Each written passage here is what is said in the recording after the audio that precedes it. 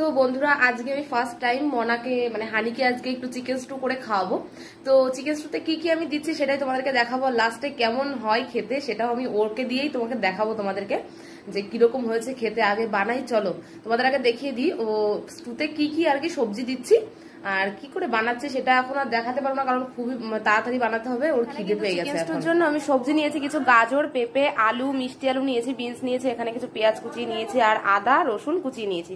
আর এদিকে কিন্তু pressure cooker বসিয়ে দিয়েছি, এই যে কুকারটা বসিয়ে দিয়েছি, এর মধ্যেই করবো, সাদা তেল দেবো, তার মধ্যে বাটার দিয়ে আগে সবজিগুলোকে ভেজে নিই। তো এই দেখতে পাচ্ছ পেঁয়াজ দিয়ে দিয়েছি, রসুন কুচি আদা কুচি দিয়ে একটু নেড়ে চেড়ে ভালোভাবে একটু যখন হয়ে আসবে নরম হয়ে আসবে তখনই সবজিটা আমি দিয়ে দেবো। তো এটা একটু ভাজা ভাজা হয়ে গেছে, এখন দিয়ে দিয়েছি সবজি, এগুলো একটু পরিমাণ মতো লবণ আর সামান্য একটু হলুদ গুঁড়ো দিয়ে নেড়ে চেড়ে জল দিয়ে দেবো।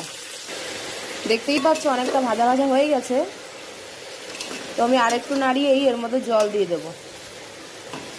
আমি যখন চিকেনটা অ্যাড করেছিলাম তখন না ভিডিও করতে আমি ভুলে গেছিলাম, কারণ কি পুচকু অনেকটা জ্বালাতন করছিল, বিরক্ত করছিল, ওর খিদে পেয়ে গেছিলো, সেহেতু ভাবছিলাম যে তাড়াতাড়ি কি করে করা যায়, সেই জন্য আর ওই ভিডিওটা আমি করতে পারিনি।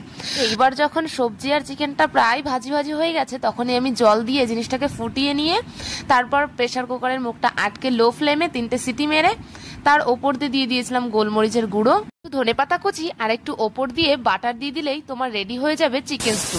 তো চলো,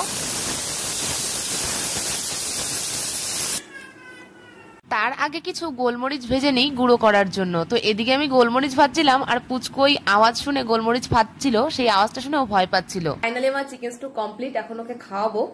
ওই যে ঘুরে বেড়াচ্ছে, দাও তোমাদেরকে দেখো, চিকেন স্টু খাবে, চিকেন স্টু খাবে তুমি? তাই তাড়াতাড়ি ওকে খাওয়ানোর সময় ভিডিওটা করতে পারিনি, তবে রিভিউটা ছিল খুবই দারুণ। তো আজকের মতো এখানে শেষ করছি, দেখা হচ্ছে খুব শীঘ্রই আরেকটা নতুন ভিডিও।